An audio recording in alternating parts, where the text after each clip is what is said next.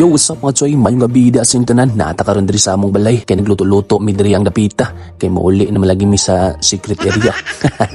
Dito mga choy namin diri karon. Kay nagluto-luto mi, nagtabok-tabok ang pamilya. Kay largahin naman lagi ni nga tong asawa, no? So karon na malit may hotdog, batikunol, atay diha ug manok na paista nga mo nga sinugba astang lamia. Maala lang sa kilo diri sang lugar na mo, no? Ambot kung pilang kilo diha sa inyo. Ay, basta kay piti na pud ang bahawani. Pagkalami na pagkabirada. Napoy magpapansin po do, magpa-flex po do siya. Pag tuod sa wala makabalo mo to ni nga akong prinsesa, no? Kung prinsesa nga gwapo bang akong asawa. So siya gyud nag-isip ani nga mga birada kay magsugba-sugba daw mi diri sa balay nga gipatukod nagingan nila og mansyon bitaw, no? Gara-gara pod mansyon mura pug napay kagasto, mahal ba kag materyales. Oops, nagplano po di siya. Man naman siya tato sa akong lips. Nagplano siyang patatuan na po daw akong kilay kay dili daw pantay.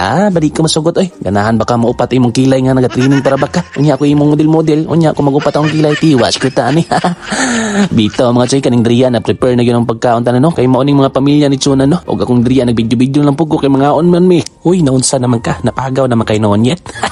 Buang ani mi taro nga padug voice over, no? Bitaw, no? Sa una dili gyud ko dawat sa pamilya ni Chuna. Kay ngano, ang ilang tan-aw sa ko walain jud kay ang mga istorya sa mga tao pangit man, no? Pero wa ko'y paki kung unsay pangatod nila na mga istorya sa pamilya ni Chuna. Basta ako nagpakita kog kamaayo nila og wala ko nagbinastos sa ilaha. Wala jud ko'y masulti sa pamilya ni Chuna kay grabe cute kumaayo na mga tao. Og labi na katong nagistorya og nagulit-ulit sa una sa pamilya ni Chuna. Pero karon tanawan ning video, kauban na nako sila kay sa una hit kay ko nila kay dili ko gusto nila kay lain ang inyong istorya sa ilaha. So karon mga choy, kani gyud na maingon ako sa inyo, ayaw mo pangdaot sa mga tao og ayaw mo panguna sa wala mo kabalo sa iyang gikaagihan sa una. Kay karon ang tao mag-usab gyud na magkadugay bisag kriminal pa manggani mautro pa kana pamanuon nga dili kriminal unya inyong pangistoryahan og dautan kay ngano mahadlok mo mobangon ang tao ug mahadlok mo nga ang tao nga inyong gidautan nga maadto sa mayong pamilya kay basig mong maulawan og malabwan mo sa tao nga inyong gidautan.